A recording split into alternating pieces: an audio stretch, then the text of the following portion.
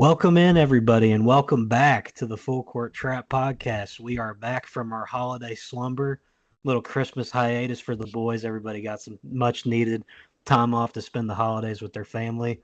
Blake, Recruit Zone Smith, my man, how has your holiday season been so far? It's nice to see you again. It's been great, man. How about yourself? Pretty good. Can't complain. Got some new clothes. That's the number one sign of getting old, getting excited for clothes these days on Christmas time. Mr. Sullivan, the Grinch, what's up, my man? Are you enjoying the holiday season? Oh, I had a blast. I can't wait for the New Year's. I got some big things coming. Um, I'm very excited.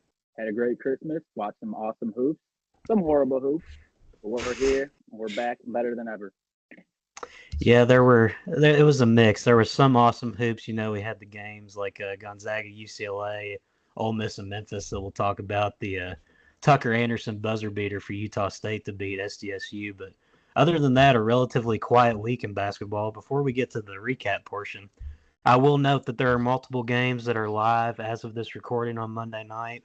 You all will probably be seeing this on Tuesday, and I'll update this as games go final. But at the moment, Cincinnati is currently on the ropes against Kansas State, down 4 with a minute 30 to go. Houston, in a very, very low scoring affair, 28-18 at halftime against Oklahoma State. That's a basketball game. Not a very good one, but it's a game. And as we speak, this game just went to halftime. Oakland versus Arkansas. It is 39-42 at Bud Walton Arena. The ghost of Jack Golke. He's trying to claw his way in there and get mixed up with the Woo Pig Suey crowd as Cal tries to exorcise that demon. We'll see what happens. That's something I'm going to keep my eye on for my own reasons. Shout out to Jack Golke as well. We just saw that he liked our Instagram post about Oakland. So March Madness legend there. Broke my heart. But let's get in the recap, shall we, gentlemen? Saturday, December 28th. Gonzaga versus UCLA was the main story. The Bruins prevailed in another classic of these West Coast rivals. Ryan Nimhard, he had a great game overall, and he kind of crumbled there in the last couple seconds. A missed free throw and a very questionable half-court shot with about 4 seconds to go. You could argue that he was going to be fouled and just wanted to get something up there, but I also think he could have maybe worked his way into a little bit of a better shot. Sully, I know you probably had eyes on this game. What did you think about the Zags crumble there at the end? I mean, it was just a disaster. Like, I don't know what they were thinking. I feel like they have crumbled down the stretch against Kentucky now, just blowing that big lead, and against UCLA, who they've had UCLA's number pretty recently. In the Final Four, a couple regular season games after. I know they played them in the Maui one year and also won that. Yeah, I'm a little nervous for Gonzaga going forward. I'm not gonna lie. I don't think they're as good as people touted them to be. I think they're. I mean, it's the same group as last year basically, but they feel like a 4 or 5 seed again this year, which isn't bad. I mean, it's still a very good season, but I don't know. I just don't think the Gonzaga team is really good. They're not going to see that many quality teams in the WCC. So, I mean, good for them. They're going to rack up wins. They're going to see St. Mary's is decent. And San Francisco, actually, they're also a pretty solid team. But I'm a little nervous for them. And for UCLA, I was saying I don't really think they're a good team. I mean, good teams pull out this win. I don't care how good or bad Gonzaga is. Pulling out a tough win against Gonzaga in the non-conference slate, it's always going to be considered a quality win. So, shout out to Mick Cronin. Had a good game plan going forward. Eric Daly Jr. hit 4 threes, so that's also very big. I don't think he did anything against North Carolina, and I thought there was something he could take advantage of, but he showed up big in this game, and that's what they needed. Yeah, speaking of big players for UCLA there, off the bench, you had a quality performance from Lazar Stefanovic. He had 10 points off the bench. Sky Clark, he had a decent outing with 11 on the game. And going back to the Gonzaga side of things here, Blake, Graham Ike, he had a really impressive stat line with 24 and 8, but that second half, he was extremely quiet. He did most of his dirty work in the first half, and then really the second, it was just all Ryan Nimhard there until the end when he had his little moments there that were kind of questionable. I'm sure we'll dive more into that. And then just looking beyond, you get goose eggs from Dusty Stromer and Michael Ajayi, Khalif Battle with only 5 points on the game. So not the best overall outing there for the Zags. And this trend of them crumbling towards the end of the game, it's got to be worrisome for this team's long-term potential. Yeah, without a doubt, because I mean it is becoming a trend. We saw it against Kentucky. We're seeing it against UCLA. They're like, I believe, 3-4 on neutral courts this year. Like that just can't happen, especially when every single March Madness game is a neutral site game. So I mean, if they're gonna be blown games in the second half, not even just talking about neutral sites, if they're gonna be blown games in the second half against teams that aren't great, then I mean, it's questionable going into conference play. Yeah, and another note on Caleb Battle, he actually got ejected in this game. I believe it was a flagrant 2 foul that they got him on, so he Yeah, only got 13 minutes of action. They sent him out early. And really beyond, like I said, EK and Nimhard, it was really their show. I mean, off the bench. Ben Gregg, he had 6 points, really inefficient, though, 0 for 4 from 3. That man, he couldn't throw a ball in the ocean. And then we had Nolan Hickman with 6, but relatively inefficient, 2 for 6 on the game. I definitely have some concerns about this Gonzaga team moving forward, and especially on a night where a guy like Tyler Bilodeau, he only had 7 points and 5 boards on the night. And I think if you were Mark Few and you see that, and then you get told that EK is going to go for 24, you think that you're going to come out on top in that one. So I think that there's obviously a lot of things that need to be addressed here if you're Mark Few. And Blake, where do you start to get this thing going back on the right direction? Because this trend of not being able to finish the games, like I said earlier, it's worrisome to say the least. I mean, a big part of it is a lack of intensity on the defensive end and not making the right adjustments in the second half. I mean, every team so far that they played against has made adjustments in the second half, and Gonzaga has came out and just like crumbled to like little pieces. It's been bad to see. And they also need to have some production from Dusty Stromer. If the guy's going to be starting as a sophomore and he was a 4-star coming out of high school, you can't be just getting 0 points from a guy who's considered a 3-point shooter. Yeah, for sure. Sully, before we move on from the Zags, what do you think is the biggest change here that Mark Few and company are going to have to make to get this late game epidemic fixed? So I think the biggest change, I wouldn't really point to the late game. Yeah, it's a disaster. I feel like it's an overall concern. Blake said it. They need more production from the role players. You know what you're getting from EK. You know what you're getting from Nemhard. Those are two really good basketball players. But you can't be getting like little to nothing from Stromer, Ajayi, Hickman, Battle. Well, he got ejected, so that's besides the point. But you can't just be getting like nothing burgers from these guys. You need them to actually produce, especially against these type of teams. Let's be honest, like who did they beat outside of Baylor? Anybody really special? Like No, not really. Indiana. If we're gonna talk about Indiana, their starting center was out due to a hangover. So if they've beaten like outside of Baylor, who they killed on the opening day, and that was just a murder. But we have questions about Baylor that we can talk about later. I think it just has to be the role players who need to step up in a big way when they play like teams like St. Mary's, San Francisco. Yeah.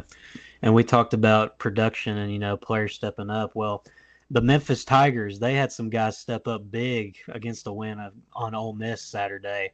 They were up 2 at halftime on the Rebels, and then they never looked back. It was blouses from there. They dominated that second half and got a 17-point win at home.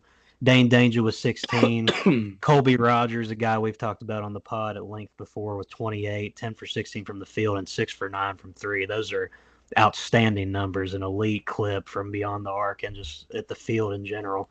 And PJ Haggerty had 17. Kind of an off night for Tyrese Hunter, a guy we've talked a lot about, with 4, only went 2 for 9 on the game. But Memphis, they continue to be a little bit of a confusing team here, Blake, but they showed their flashes of excellence and they flexed their muscles again last Saturday. What do you think about this one and the master class from Penny and the Tigers? Yeah, it's really good to see guys like Colby Rogers coming up big for them. Inconsistency has been a huge part of the Memphis Tigers' game so far this season, and getting this win at home against the top 25 Ole Miss team is huge.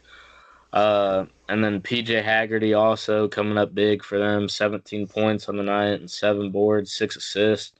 It's huge for them. And them winning by 17 with Tyrese Hunter nearly putting up a donut with just 4 points. I mean, it really says a lot about that Memphis team. Granted, their losses have been bad, like Arkansas State, for example. But I mean, I seriously think this team can be a problem moving forward. Yeah, the biggest thing, and I think Penny Hardaway talked about this on the Field of 68 with them, is where Memphis is in a weaker conference, they kind of have to succeed in the non-conference and take care of their business, and they did for the most part. I mean, the most glaring stain is obviously that Arkansas State loss, but I mean, 10-3. If you're a Memphis fan, I mean, Penny Hardaway said it himself. If you were told that going into the season, you'd take it. Sully, what are your expectations for Memphis moving forward? Are you buying some stock in this squad, or are you going to sell right now? I think that they're an interesting team to follow, and it's kind of hard to guess which version of Memphis you're going to get on a night-to-night basis, but when they're clicking, they're very tough to beat. Yeah, I actually don't know. They're the weirdest team in college basketball. They can kill Ole Miss, and then they can just lose to Arkansas State. So right now, I wouldn't buy or sell. I would just hold stock if that's an option. If I have to, then honestly, I'm going to buy stock. But I'm horrified they're just going to lose this FAU game coming up. I'm going to be honest. Coming off a big win and just immediately falling to that, lose at FAU. And shout out Will Hedgepeth on Twitter in a Super Bowl game. So I'm looking forward to that because I love his Twitter and I love what he's saying on Twitter because it makes me laugh every single day. But yeah, I'm a little nervous they might blow that game against FAU. I wouldn't be shocked at all if they did. I mean, that's kind of the trend of this team thus far. But I think if you're Ole Miss and you reflect on this game was won and lost when you came out there and shot 36% from the field and 25% from three. And then on the other hand, you got Memphis shooting damn near 50% from the field and 36% from three. I mean, that second half, Memphis just got it rolling, and there was no slowing that train down. Are we concerned at all about Ole Miss here? Or are we still optimistic about who they are and what they can be heading into SEC play? We're holding. They're fine. I'm not gonna just abandon ship. They're gonna play a tough schedule. It's the SEC, but they're gonna make the tournament. Chris Beard's a good coach outside of his all allegations and incident off the court. But I think Ole Miss will be a fine team. They'll probably be in the middle of the pack of the SEC, which is not really a bad thing to say considering every SEC team is looking to make the tournament right now. But yeah, I think Ole Miss is fine. I think they just ran into a weird Memphis team who you can't predict what they're going to be doing on a day-to-day basis. Yeah, Blake, are we holding the line on Ole Miss for now and not jumping ship yet, not too concerned about them? Because that's how I'm feeling when it comes to this squad. Yeah, without a doubt. I mean, I don't see any reason to give up stock for them right now. I mean, they're going to be playing in a tough SEC. They already have a couple good wins. I mean, Louisville's not a terrible win. They blew them out by a lot. And BYU, they're a quality team in the Big 12 this year. So, I mean, those are both pretty good wins. They almost took out Purdue as well. They very narrowly lost that by one. 2. Yeah. And I mean, in this game, too, a guy like Matthew Morrell, he had a pretty bad game for his standards. He's been kind of a key part to what Chris Beard wants to do there. So I think you just throw this one out and you lock back in, head into conference play, and you're going to have to because the SEC, I mean, we've talked about it at length. I put out my personal rankings for them on the TikTok today. I think I had Ole Miss coming in at maybe number 8. And that's not even a slight to them because they're going to be a tournament team, but that just shows you how good the SEC is. It's going to be a war every single night, and I'm really excited for it, kicking it off on Saturday. I'm sure we'll talk more about that as we get closer to the weekend, but a little bit of live production here, boys.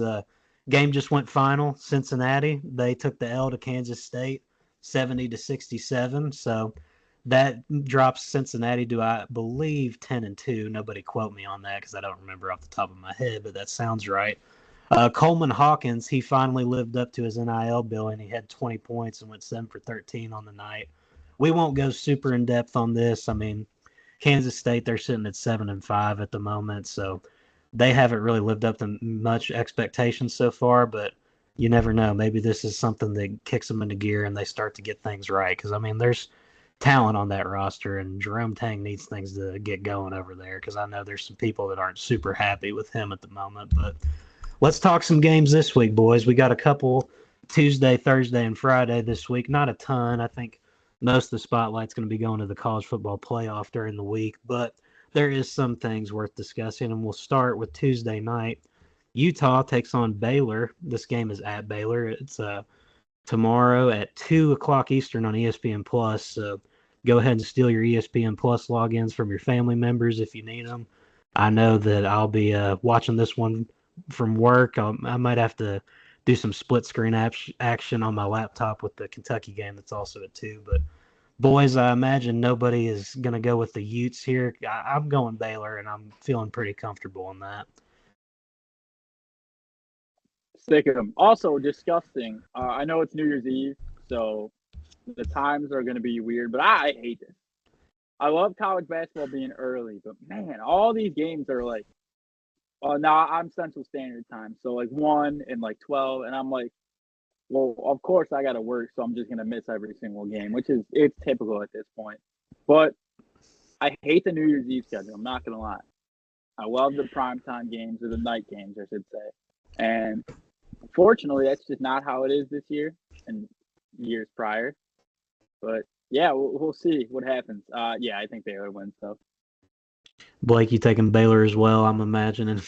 Yeah, the Utes haven't had a good win this season, and I don't see them winning against Baylor tomorrow. Yeah, neither do I. I think Baylor's a team we may talk about a little bit more here as we get into the New Year's section, so I'll save some time for them. We also, another 2 o'clock matchup. These times are so weird. This one's on ESPN Plus as well.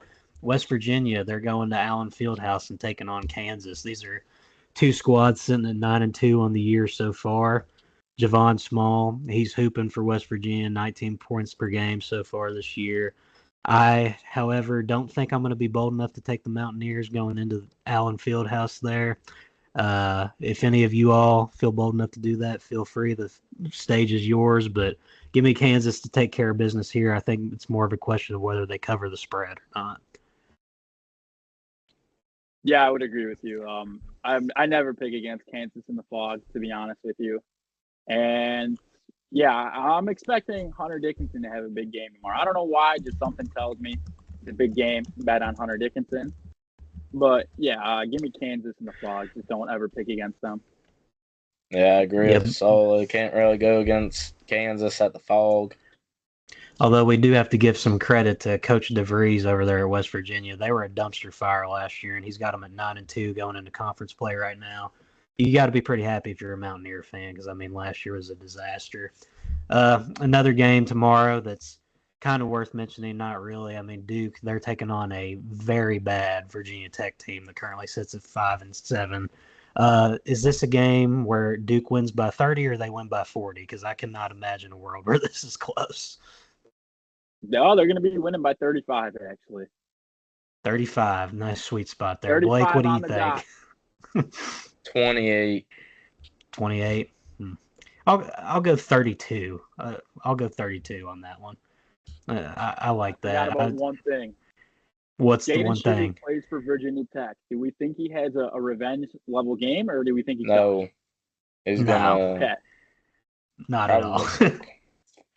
Yeah, I mean, let's just be honest here. There's nothing inspiring about this Virginia Tech team right now. They're the doormat of the ACC.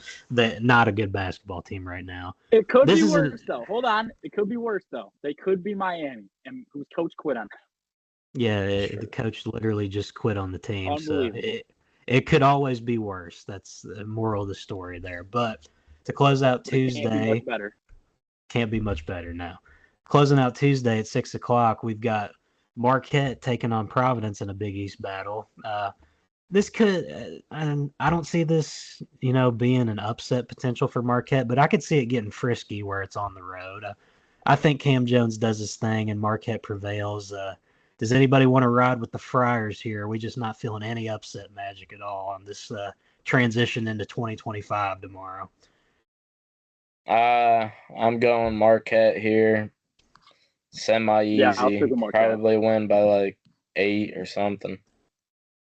It would be Yeah, it would take a decent effort there from Providence to pull that one off. So, Sully, you looked a little stunned there. What's going on? An Oakland player just threw up a miracle prayer, Hail Mary level post fadeaway with the shot clock going down and just drained it like nothing. So Oh, nice. that just caught my eye. Also, Carter Knox is now 3 or 4 13 from 3, points. so not What? having a good game for Carter Knox. As he missed, as I said that, of course, but hey, I mean that's big for Arkansas moving forward. Yeah. Well, moving on past the live action we got going on Thursday, there is a decent matchup over in the Big Ten. We got Illinois, number 22 squad in the nation, taking on a top 10 Oregon team. I think that this is actually going to be one of the more intriguing matchups before we get into the weekend slate. I mean, there's not a lot to be desired when it comes from, this Monday to Friday slate, but I think this could be a good game. And I'm going to take the Ducks here. I think that they are one of the better teams in the Big Ten, if not the best. I think they take care of their business here. And is anybody going to take a Kasparis Jaku? I don't know how to say his last name. I'm not even going to try. Kasparis Jaku. You going to ride with him, Sully? I know you're a big Illinois guy. This is. I'll be bold enough to take Illinois. Okay, Blake's going Illinois. Really good. Oregon's also really good, and they were a preseason Final Four team I had. But I think I would take Oregon just because of the fact that this is Illinois' first West Coast game in the Big Ten, and I think that's going to be a big transition for them. That's kind of this is weird. College basketball, the conference realignment is so weird. I hate it, and I'm not going to get in a little throw a temper tantrum over it. But yeah, I'm going to take Oregon just because it's Illinois' first road game in the Big Ten, not including Northwestern, but big road game in the Big Ten that is not in the Midwest, but rather in Oregon. Valid. So, Blake, you're going to go with Illinois in this spot, I heard you say? Yeah, by 4. I got you. I'm going to go with Sully on this one. I'll take Oregon. I really like what they got over there with that squad. I think they're going to be probably I don't know. I mean, I think they definitely could be the winner of the Big Ten when it's all said and done. We'll see how Purdue evolves and other teams around them. But I think that Oregon stock is pretty high in them right now. We got let's see here. Sully, you can call your shot right now. On Thursday, Memphis plays Florida Atlantic. Does Florida Atlantic take it? Yeah, I'm going to take Florida Atlantic. I don't know why. I just feel like some insane shots are going to go down there. This is also FAU's first time playing a ranked team since 1997 against Charleston. So it's going to be a big crowd there, I imagine, even though this FAU team isn't as good as they were the past 2 years. But the FAU fans are going to be there, I think. Blake, I'm going to put my faith in Penny and Colby Rogers, Tyrese Hunter, PJ Haggerty, all those guys. I'm not joining Sully on this train. I don't feel bold enough for that. Yeah, respectfully, this FAU team is not that good. I mean, they're 7-6 for a reason. Give me the Penny Warriors. We're going with the Tigers Warriors here. One more Thursday matchup that, as my guy Barstool Big Cat likes to say, frisky but fun. Purdue, they're going on the road to Minnesota. Now, I could see maybe an upset spot here. I'm not sold on it. I'm not confident, but I think that Minnesota could provide some problems for Purdue. Does anybody see my vision on that, or are we going with Purdue here? Purdue. The Minneapolis Magic. Is anybody feeling it? Sully, you got a chance to jump on board. I'm gonna go Purdue. I'm gonna go with Purdue. I don't like this Purdue team. I think it's 3 players and a bunch of guys that just aren't stepping up to the plate when it matters most. But this Minnesota team sucks, and I mean it's Ben Johnson, who's the head coach. He's probably going to be getting canned soon. I hate to say it. Sorry. I don't root for people to lose their jobs often in college sports unless it's completely deserved. But this Minnesota team's bad. Dawson Garcia, he is a bucket, but why is he on Minnesota? That's a good question. Now, I don't know what's going on behind the scenes, so I can't be just making assumptions like that. But he should have transferred. But I'm going to take Purdue. I think you're right, though. I think it is a close game until the end. But I don't trust this Minnesota team whatsoever at all. As a matter of fact. Yeah, I won't go Minnesota outright. I just think, like I said, it's a frisky but fun matchup. Things could get interesting. We'll see what happens. But moving on Now, into if Purdue loses, I'm sorry to cut you off before we no, you're move good. on. If Purdue actually loses, what the hell? Then if I'm Braden Smith, and Braden Smith is awesome, he's a great basketball player. I am like saying, what the hell? Why am I a part of this team? I am looking to capitalize. I'm having my agent text people, text some teams out there and be like, yo, what's the NIL I can bring in? And when somebody says the $2 million mark, adios, Purdue. I'm going straight to Kansas State, probably, who's going to offer $4 million. Yeah, we know how Kansas State is about writing checks, but moving on into Friday, we'll cut it off here because I'm sure we want to have a bigger episode about the weekend. We got Michigan State going to Ohio State. This is an Ohio State team that's hot right now. They just came off an absolute beatdown of my Wildcats. Bruce Thornton, I mean, he looked like prime Kobe Bryant in that game against Kentucky. Nobody could guard him to save their lives with a 30 ball. Do we believe in Izzo in this spot? We think he prevails in a road environment, or are we going to go with the Buckeyes here and think they've turned a corner after that win against UK in the CBS Sports Classic? Blake, I'll turn to you first. I'm rolling with a Sparty party here. I think Jace Richardson has shown to be really good this year, and I think he ends up having a big game against Ohio State. And I think also Xavier Booker will also have a pretty big performance. Fair. Sully, who you rolling with in this one? I'm going to go with Ohio State. I think the the return of Aaron Bradshaw, I think it's made him stepped up a notch because they were a pretty small team. He's a 7-footer. He's a pretty lanky, but I mean, still they had it like 6'8", 6'9" out there running the 4 and 5. That's not going to work in a conference with a lot of big teams such as Michigan with the Twin Towers over there and a bunch of other teams that run too big. But I'm going to take Ohio State. I think this is kind of another. Now we've seen them beat Kentucky, so we can count that as turning the corner. But this will put them or stamp them back into tournament consideration because they were starting to falter a little bit. But I think this gets them back into the tournament field as like a team who actually deserves to be there.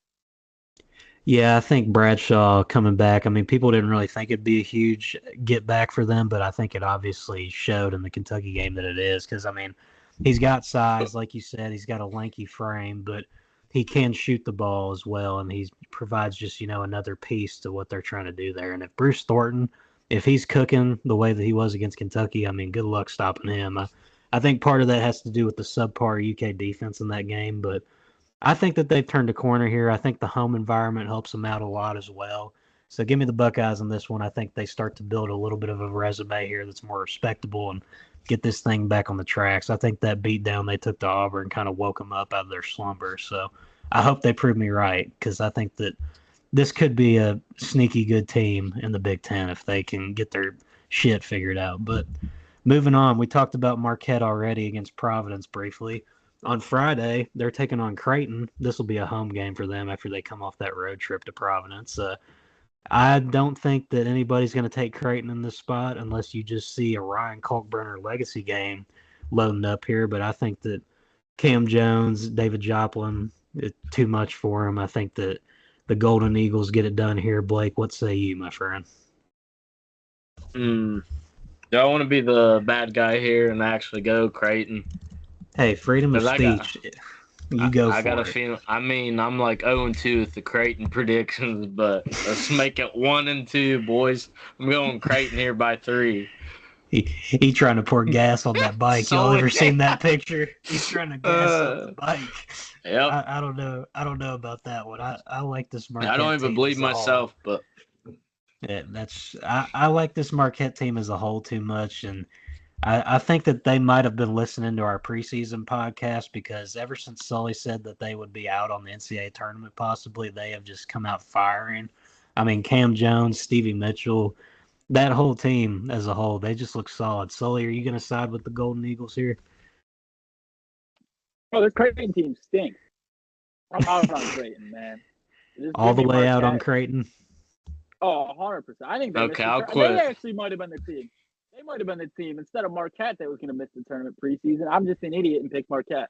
And Cam Jones is looking like a National Player of the Year type of candidate. Also, Arkansas is now up 13. So Yeah, it was they fun pulled while it Luke, lasted. I'll quit clip farming. I'm gonna go Marquette. Now, Uh, now watch. Creighton's awful. Now that we've said this, Creighton's going to come out inspired and they're going to go out and win that game. But yeah, I don't see that happening. I think Marquette's too good. And Sully, you said that Arkansas is now up 13. yep.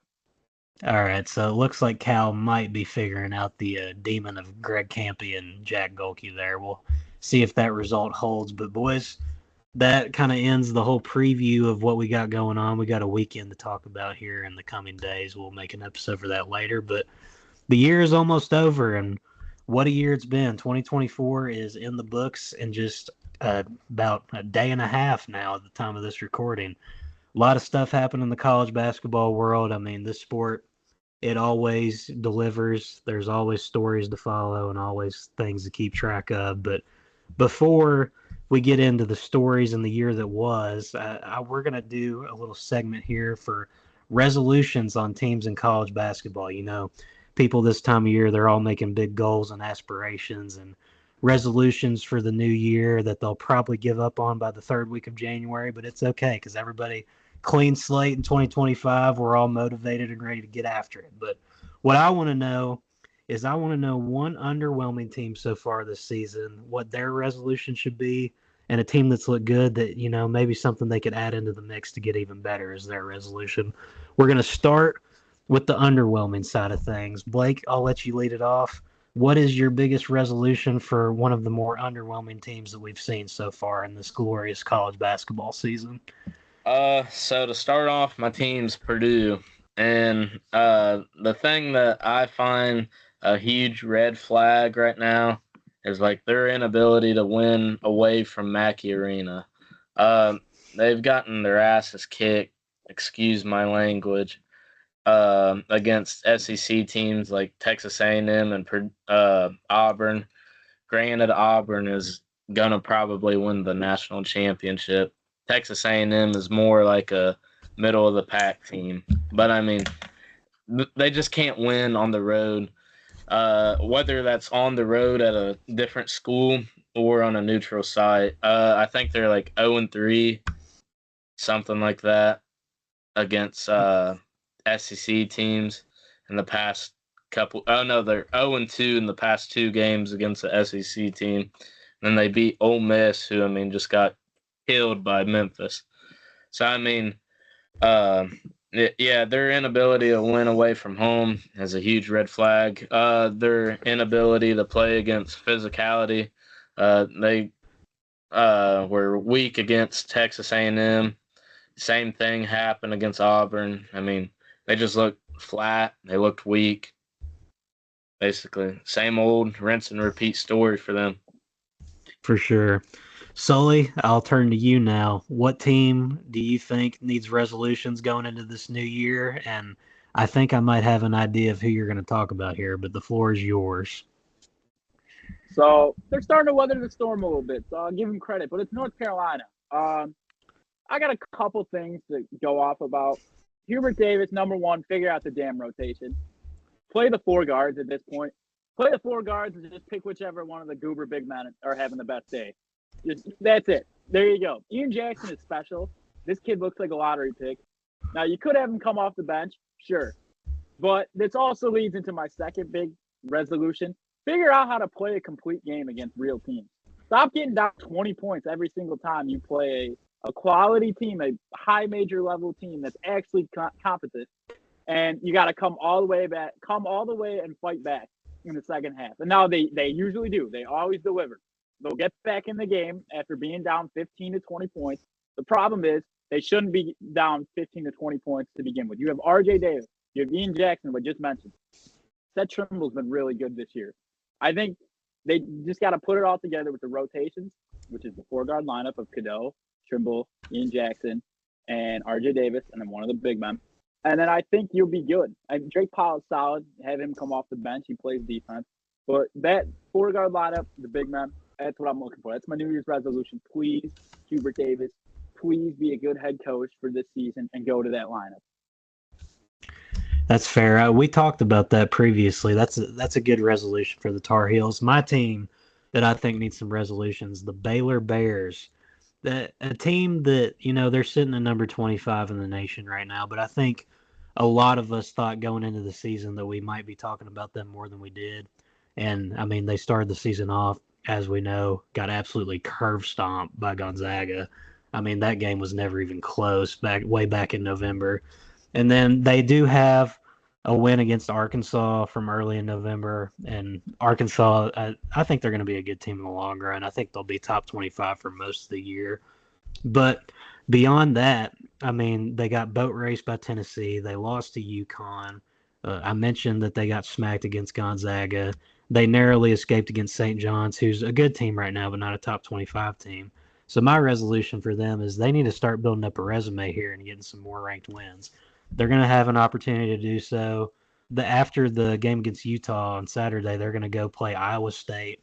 They're going to get Cincinnati after that.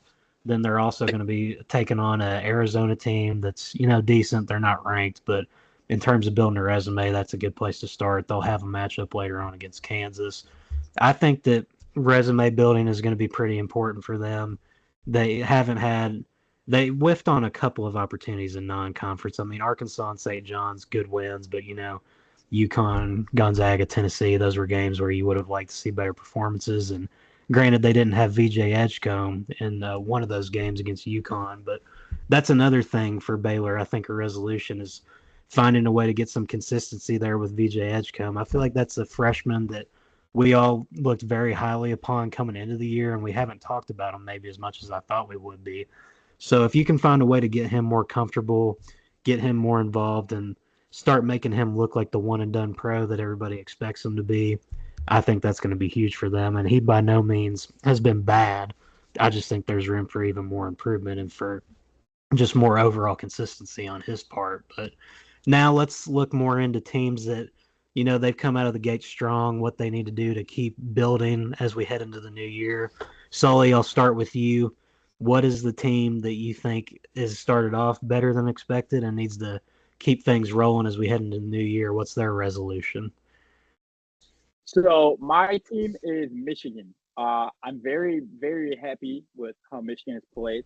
Now, my big resolution: continue playing through Danny Wolf and Vlad Golden. Keep running that pick and roll every single time, and also tone it down on the turnovers. I think those two big things, they can, number one, they can be a very, very strong team heading into the NCAA tournament. And number two, they can win the Big Ten this year. I think that's actually on the table. And this is Dusty May's first season at Michigan.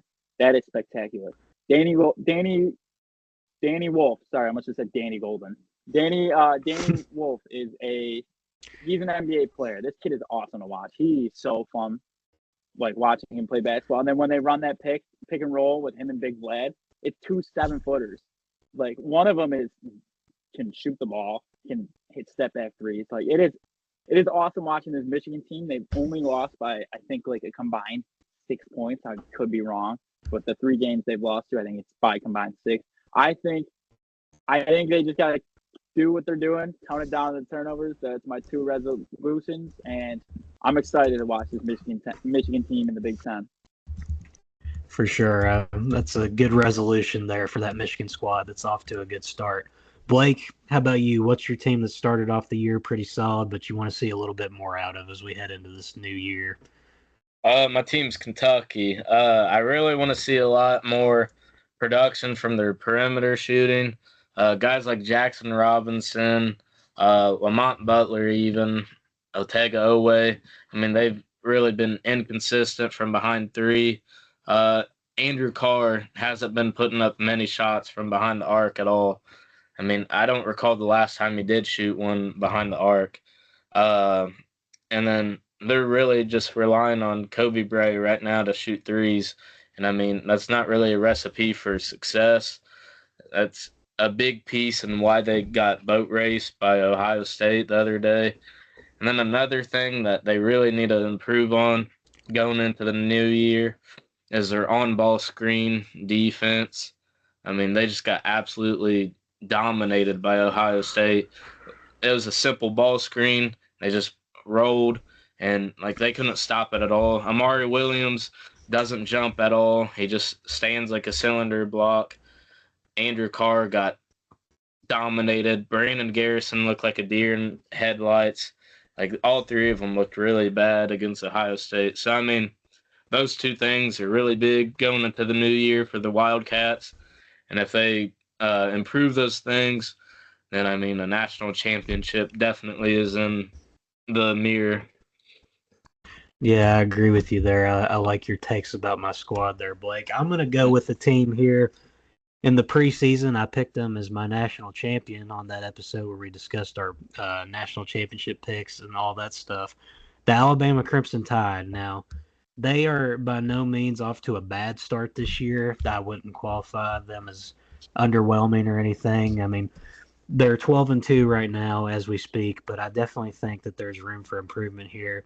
You know, they have some good resume wins. They blew out UNC, the team that's good but struggling, and that was a true road game as well. They picked up a win against a quality Illinois team, Rutgers, Houston. I mean, they've got a decent, they're building a decent resume here, but I'm worried about this team defensively because they just went to the University of North Dakota 2 weeks ago and gave up 90 to a team that is currently like 4-8 in the Summit League. And I mean, I get that's an unprecedented environment. You know, there was a lot of pressure on Grant Nelson and hype into that matchup, but they got torched. It was mostly by one guy, Trayson Eaglestaff. Shout out to him. We talked about him. But I mean, still, when you look at the overall body of work here, I've got their schedule pulled up right now.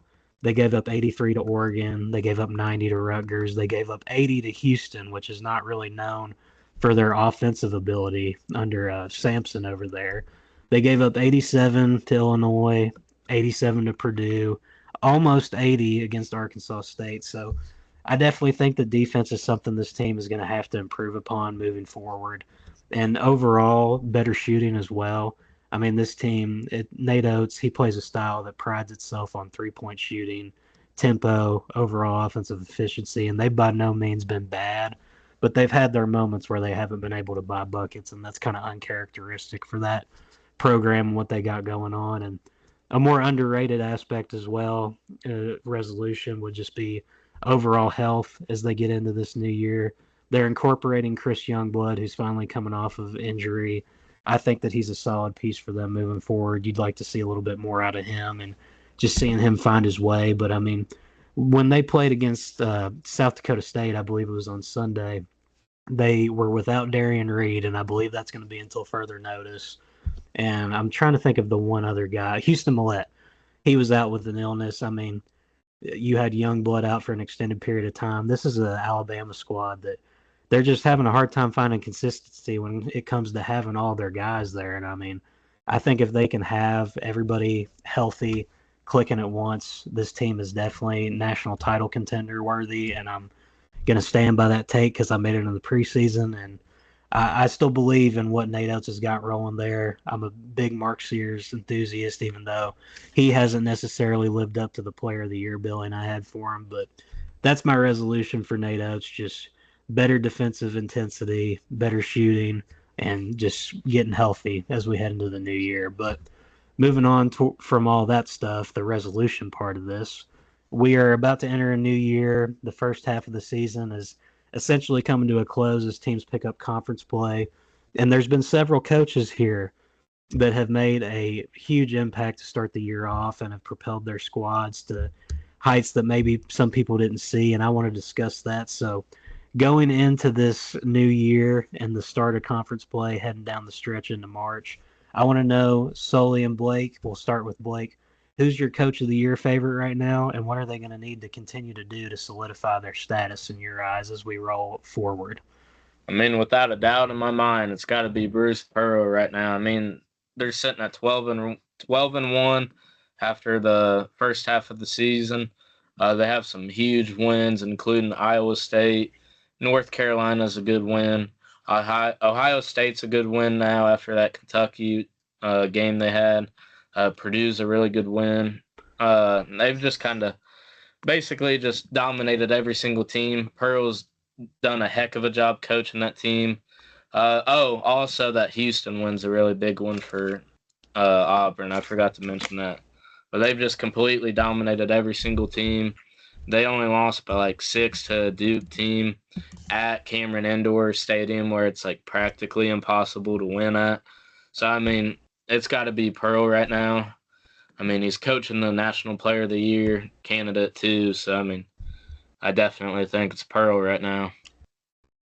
Yeah, definitely one of us was going to say Bruce Pearl. I mean, he's done a hell of a job with Auburn there so far. And that squad, they're moving at a rate that we haven't seen in college basketball lately. I mean, the UConn teams, they had some firepower there, but even them took some time to develop. And Bruce Pearl, he's came storming out of the gates with this squad, so he's definitely in the conversation.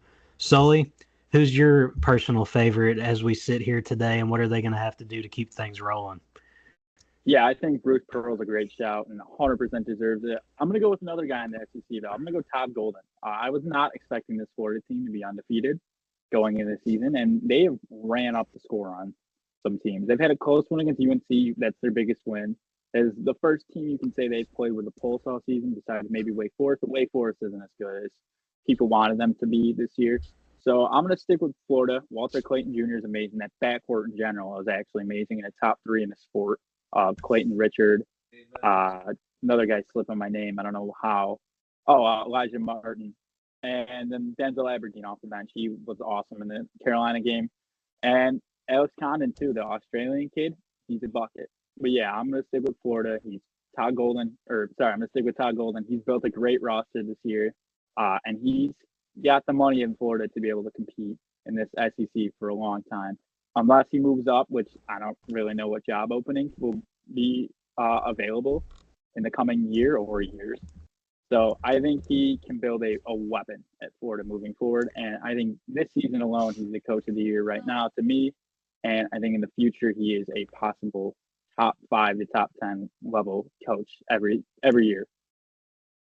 Yeah, and I mean, you mentioned other jobs opening up and whatnot. I mean, if you're Todd Golden, I honestly think, Florida's might be a place to build a home at. They have a basketball tradition, back-to-back champions under Billy Donovan.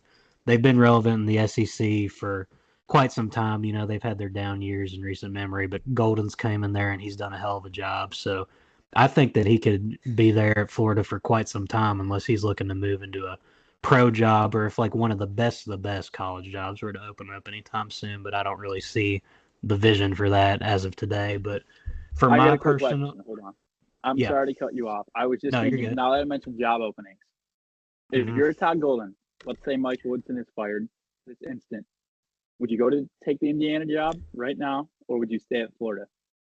No, because of how much pressure is over there right now, and I mean the program's kind of on a downfall anyway. So I mean, I wouldn't. Yeah, no, I'm sticking with the swamp money down there in Gainesville, and I mean, you're playing in what looks like the best conference in college basketball right now. You're at a place where you can build a contender and you can play in an elite league every year, and I think that obviously matters to the true competitors of college basketball. So, but for my personal coach of the year, I'm going with Porter Moser so far, and I think that might be somewhat of an unorthodox pick for some people, but I mean, you all can tell me if you saw this coming. Oklahoma, they're sitting at number 12 in the country, 14-0 right now as we head into conference play.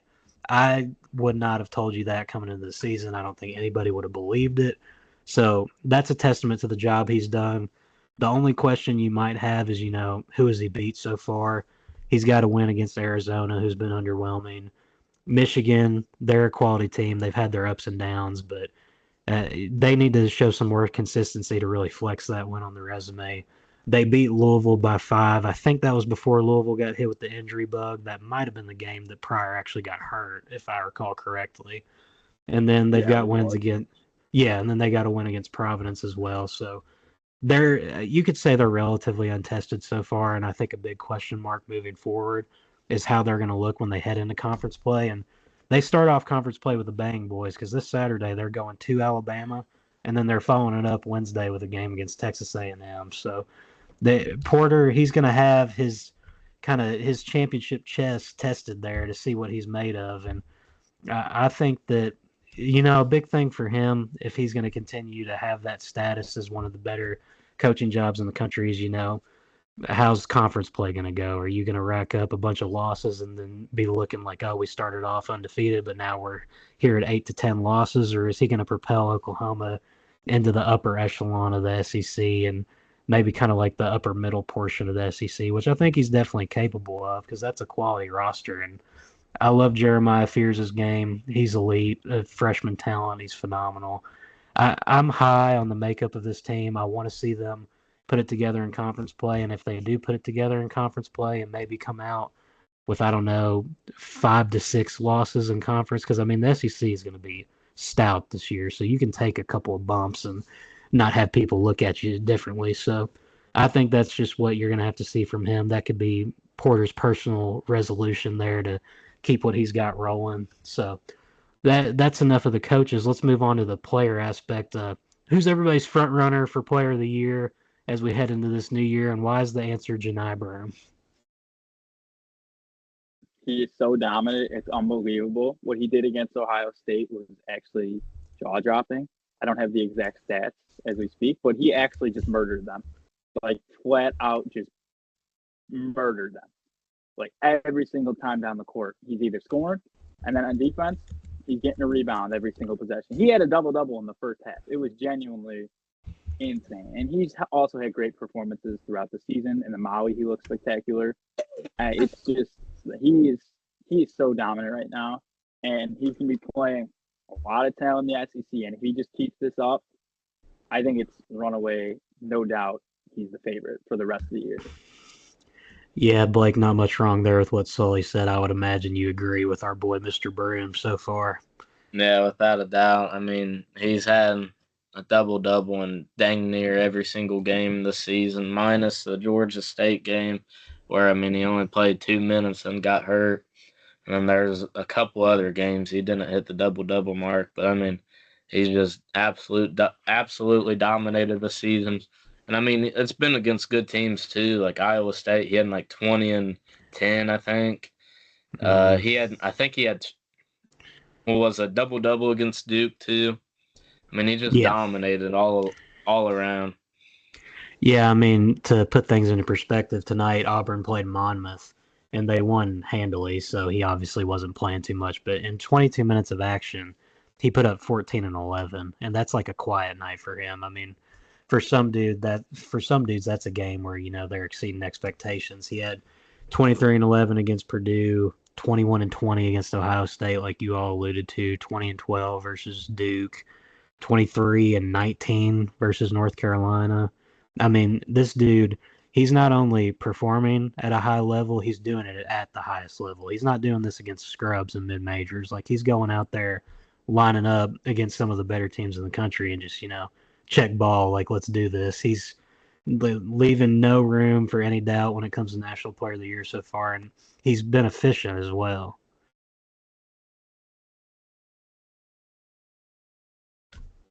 Did I freeze up there for a second?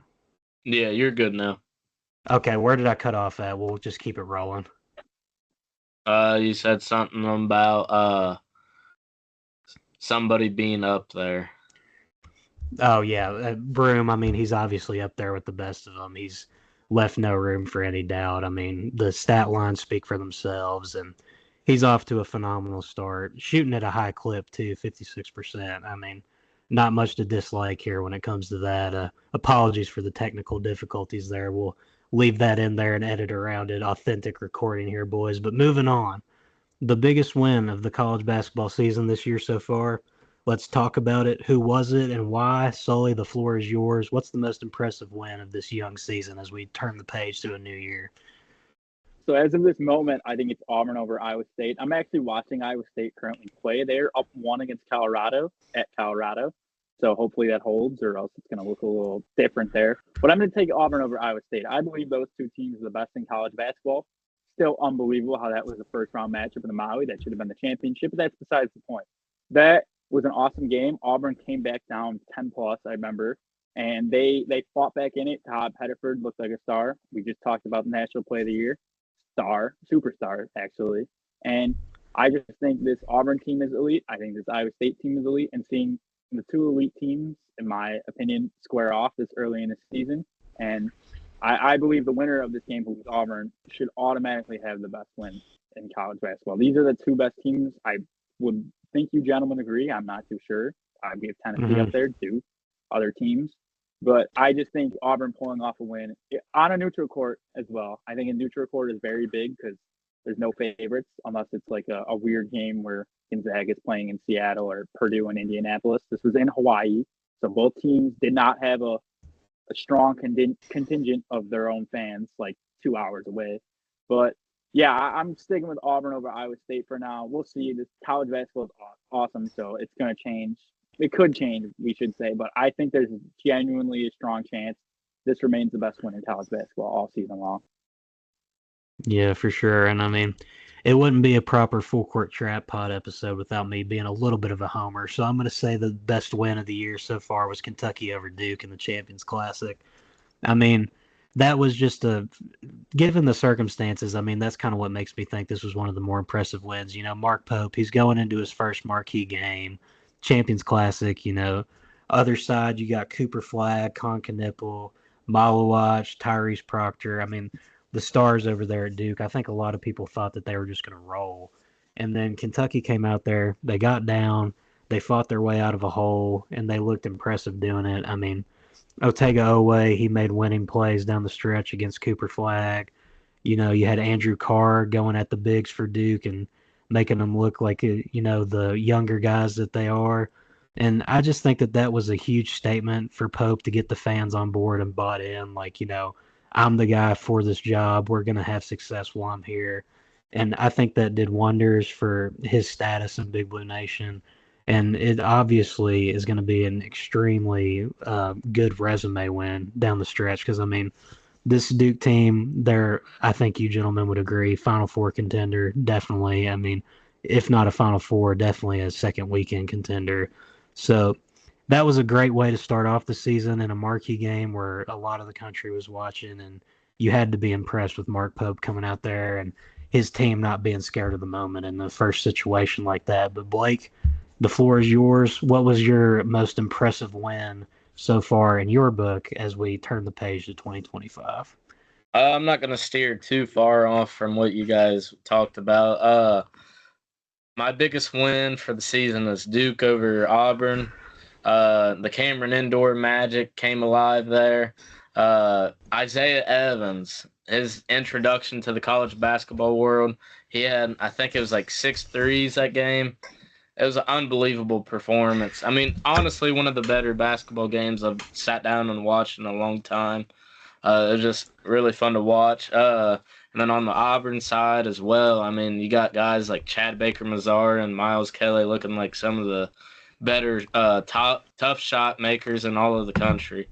So, I mean, that game was just super fun to watch, and the star power between the teams was just wild to see. I mean, you got Cooper Flagg putting up crazy numbers on the Duke side, and you had Janai Broome, the National Player of the Year contender, on the Auburn side. So, definitely was my game of the year so far. Yeah, that felt like a Final Four matchup there in the SEC versus ACC challenge, and to have it so early on in the year, I mean, we were extremely fortunate for that. And Isaiah Evans, like you said, man, what a way to introduce yourself to the college basketball stage. I remember watching that live. I couldn't believe that dude came out there firing like he did, and he didn't see a minute of game action against Kentucky in the Champions Classic, which was like a week and a half before that game. Yeah. But before we move on from the games, honorable mention I want to throw out there, the Memphis win against UConn in the Maui Invitational. I think that was a big statement for Penny Hardaway, and, you know, just the overall dramatics that came with it on the side of Dan Hurley. I mean, you saw him completely crashing out there in Maui. I saw he's smiling. I think he might agree with this honorable mention here. Oh, I agree. And Dan Hurley looked like a fool throughout that entire game and cost his team an L at the end. So that's awesome to watch. I remember watching that. No bias in this podcast. I remember watching that at work. That was an electric game. Blake, before we move on, do you have an honorable mention you want to throw out there, or is Memphis and UConn a good enough honorable mention for you? Good enough for me. Oh, actually, the Kentucky over Gonzaga game. I mean, that was a heck of a game to watch, too. Yes, sir. I agree with that honorable mention. Cuts. We got to get one more before we head into 2025. CATS. All right, let me get back in the mode here. Come on, Cliff Farmer. Clip farming, yeah, taking a page out of your book. Anyways, moving on. So, there were a lot of stories that originated from this season. I'm going to span this one back to, into March of last year. We'll say, start of March Madness off season and then all the way into where we are right now. What was a storyline that we consider the biggest in the sport in our personal views? I have mine. Blake and Sully, I know you have yours. Sully, you started off. What's been your biggest story that's emerged in the year of our Lord 2024? So, as a huge fan of the SEC, as we've known for a while now, I think it is the emergence of the SEC in college basketball.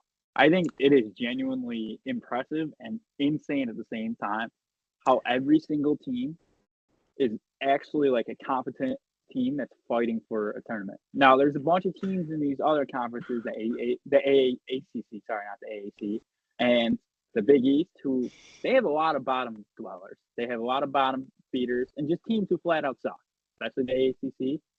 If we ever have another podcast talking about that, I'd love to be there. But the SEC, it is just so special how good every single team has looked, at least during one game of the season where you're like, wow, these guys can make the tournament. And I think there's a genuine chance they break the record for most teams from a conference getting sent into the tournament. I think the Big East had 11 when it was like the old Big East with like Syracuse, Louisville, those teams. I think there's a chance the SEC since 13. And that is insane saying, considering there's only 16 teams. And the SEC, every single team in the net was, I believe, top 85 or top 65. And then KenPom, I believe, was top 85. But that means every single game, if you think about it, in the top 65 in the net, that means every single game on the road is a quad one opportunity. That is unheard of. The Big 12 has been a great conference for years. I mean, they've had the national champion. They had like a 3-year stretch of the national championship or the champion with Baylor, Kansas. Sorry, 2 years, not 3. But I think it's just insane how good this SEC is this year. Like, there are 5 teams right now that you can say are national championship contenders, maybe 4 if we're going to count Kentucky. But we don't got to get into that. We have Florida, Alabama, Auburn, Tennessee, and those teams are special. I think this is the year an SEC team finally wins the championship, which they haven't since 2012 of Kentucky. And I actually could not predict who's going to win the championship from the SEC if I had to make a pick, but I know who you're going with there. And the SEC, I think SEC every single game is going to be must-watch hoops this year, whether it's good or bad. Every team is fighting for a tournament, and this is special. This is what I love about college basketball: fighting for a tournament, and then we all know the tournament's the best playoff format 100%. in sports. It's just going to be awesome watching all these teams get in. So yeah, that's my big story, and there are so many big stories from March Madness through now, and I know you guys are about to talk. So let me turn it over to you guys. Before we move on from the SEC, we've talked about it a lot, and I have a feeling we're going to continue to talk about it. We gave our rankings in a YouTube video. That one's been doing numbers, so go ahead and check it out if you haven't already. But the only teams I really see in this conference that I think you could for sure rule out of a tournament appearance right now might be Vandy and LSU, and you could make an argument for maybe South Carolina. Are you all on board with me there? Because I really do think that the rest of the league, they all have a legitimate chance of making it. So yeah, you're probably right, but the thing is, though, these teams are still south. Like, they're just not complete pushovers. Yeah. Like, we've seen Vandy the past couple of years. Complete joke. Everybody wrote them off. Like, get out of here. You're a free win. We're gonna go beat your ass in Nashville. Sorry, we're gonna go beat your ass in Nashville. And then LSU, they haven't really been that good since Will Wade left. I don't think they've made a tournament since then. So you kind of always counted them out. But they have some pretty solid ball players too. Cam Carter's a beast. Damian Collins, freak athlete. They lost the one kid. I forgot his name for the season. Jalen Reed, I believe his name is. Mm-hmm. I'm sorry if I'm saying his name wrong. Lost him for season, so that's a big loss going into SEC play.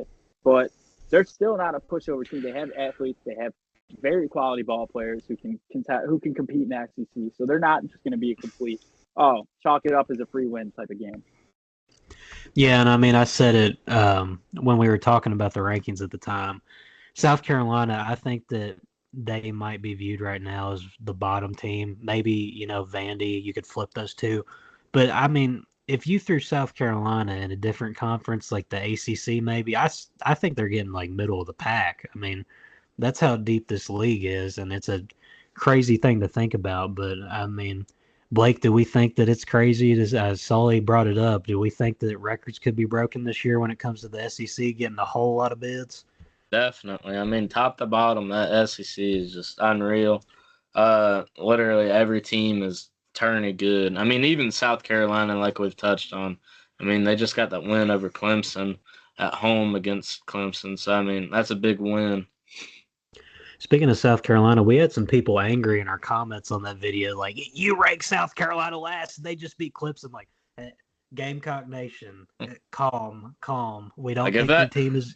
We don't think your team's bad, but somebody's got to finish last in this league. Yeah, it's not a huge deal, honestly. I mean, every team in the SEC is good, so.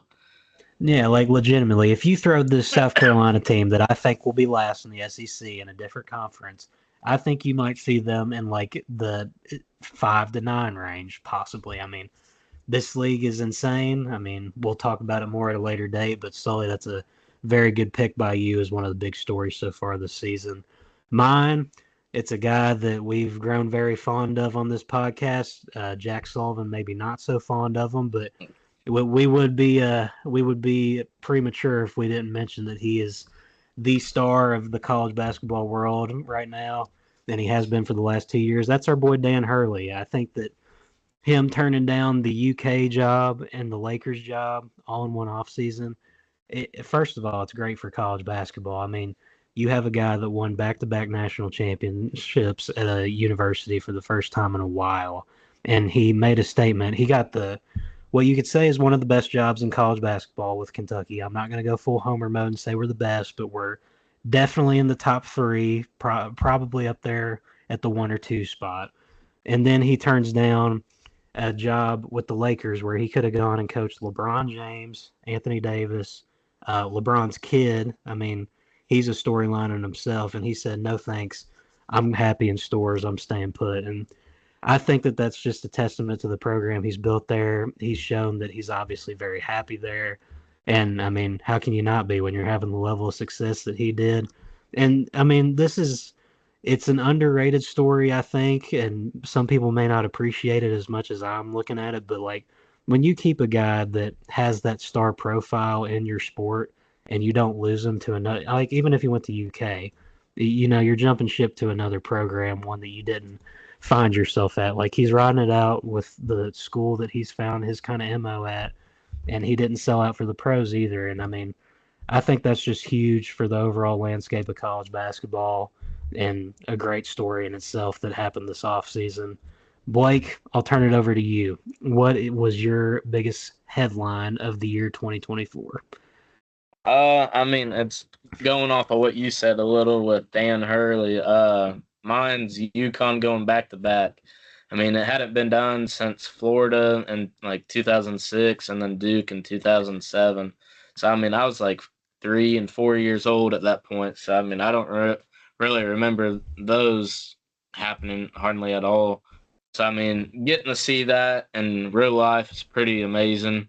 Dan Hurley's put together a heck of a program over there, and I'm here to apologize to Dan Hurley for counting you out early. I know you got on the press conference and called us podcast people out and said there's some that are shitty, but I mean, we're here for you, Dan Hurley, if you ever want to get on here and talk. I mean, we're big fans of you. So, I mean. Yeah. I know Sully's a big fan, and I mean, Sully, circling back to my headline here, just think, if he leaves for UK, he doesn't play in the Maui Invitational and gets all those crash outs that we love to talk about. And if he went to the Lakers, he also wouldn't have got those opportunities. And, you had some fun talking about that all the way back in November. So you got to be grateful for that aspect of it, at least. Oh, I'm very grateful Dan Hurley's in college basketball, actually. It's a new year, it's a new me. We're going to be positive. And I'm a pretty positive person, I'd like to say, except when I say some teams suck every now and then. But Dan Hurley being in college basketball is a must. We needed him for the sport because he's a character, number one. He's an awesome basketball coach, number two. And number three, he, like Blake said, first person to go back to back since Florida. So I mean that is insane to watch. Number one, and it's awesome for the sport. And I'll say I'm still in on Dan Hurley, but I'm looking forward to this UConn run in this tournament because I don't know if he'll go back to back, but in the chance he goes back to back to back. Is there a reason we're not saying he's the greatest coach of all time? No, I mean Because he would be in conversations at that point. going back to back to back in this era, specifically, Without a with doubt, NIL, that would make him the greatest coach of all time. I mean, I'd probably put him up there. Definitely especially with the Whitney. start he had, like with that Maui run. I mean, going 0-3 to, I mean, hypothetically going back to back to back would be mind-boggling, to put it simple. Yeah. Yeah, I mean that's Hollywood material right there, especially Yeah. given the start that he had and the rough patches they went through. But I don't rate their chances of that still very highly, but it would be quite the storyline to follow if so. Then before we move on from, we've all given our personal headlines, what we thought was the most important or the biggest of the offseason, we'd be remiss if we didn't bring up some honorable mentions. I mean, as much as it pains me to bring up the name Jack Golke in Oakland, I mean, they did effectively end Calipari's tenure at Kentucky. I mean, back in March, the first round, and Pittsburgh on that fateful night when they took him down 80-76 as Golke dropped 30 on Calipari's head and sent him out the door to Woo Pig Sooie Nation. I mean, that was an earth-shattering moment in the overall landscape of college basketball because I don't think anybody, myself included, envisioned Calipari ever coaching at another school. Retiring at UK, it kind of seemed like the most likely path that he was headed on. But, Greg Campy, he did the Dikembe Mutombo, not today, Mr. Calipari. So that was definitely a big highlight of the season that was and what followed in the off season. And then that effectively led into the Kentucky coaching saga. I mean, they went from Scott Drew to Dan Hurley to possibly Billy Donovan, and then, slam on the brakes, Mark Pope. Kentucky Twitter goes into flames, myself included. Everybody thought it was the worst hire ever.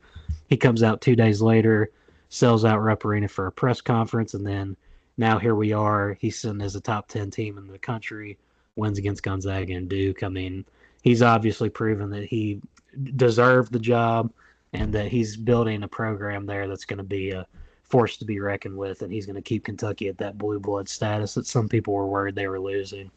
Another one, Kevin Young to BYU. He's got all that NIL money now from the Utah Jazz, that NBA money from his connections in the league. Got him AJ DeBansa, so kudos to them. They're building something special over there at BYU. Sully, you want to elaborate a little bit on Dan Hurley crashing out over MTEs? Because I think that was definitely a story worth an honorable mention.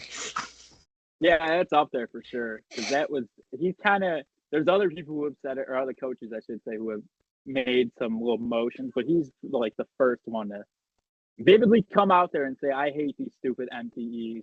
I will never be playing in one again. And that's a very big story because I think MTEs are awesome. I love the Maui, I love for the Battle for Atlantis. And I love, there's another one. I can't think. Oh, the new Players Festival, the NIL Players one.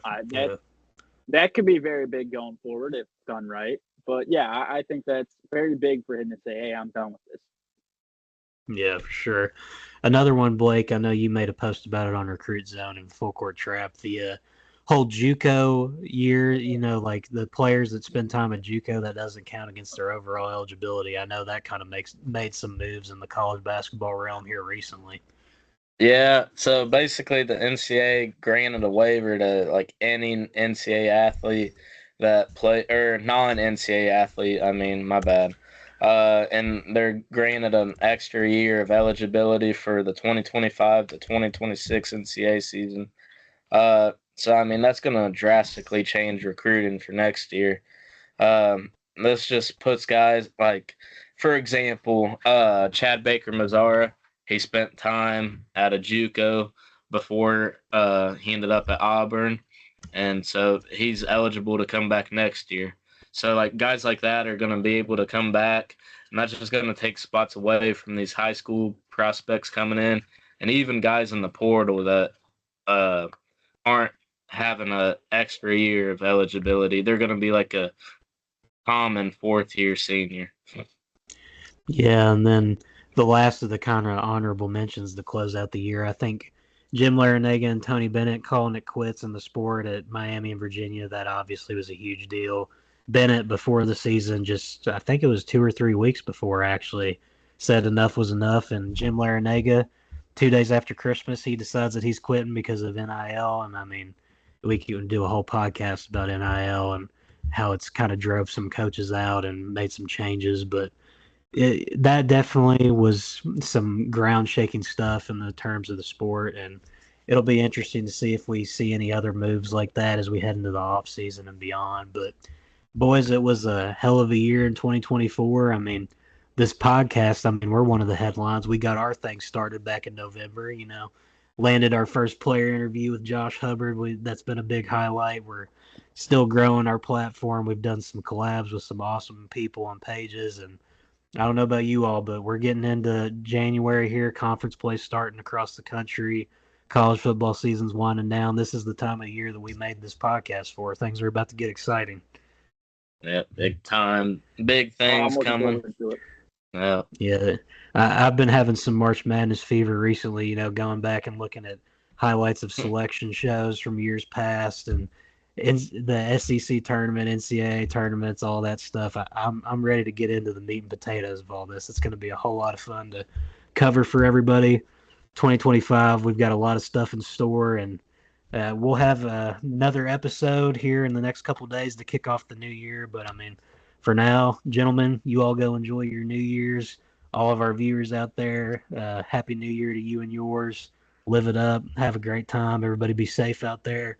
Enjoy the hoops that we have here for the midweek slate. Not too much going on as we talked about, but we'll be back to cover a loaded weekend here soon. And let's all have a great end to 2024 and start off 2025 on the right foot. So for now, Luke Tackett, Jack Sullivan, Blake Recruit Zone Smith, your favorite college basketball podcast signing out. We'll see y'all next year. Shout out Leonard Hamilton.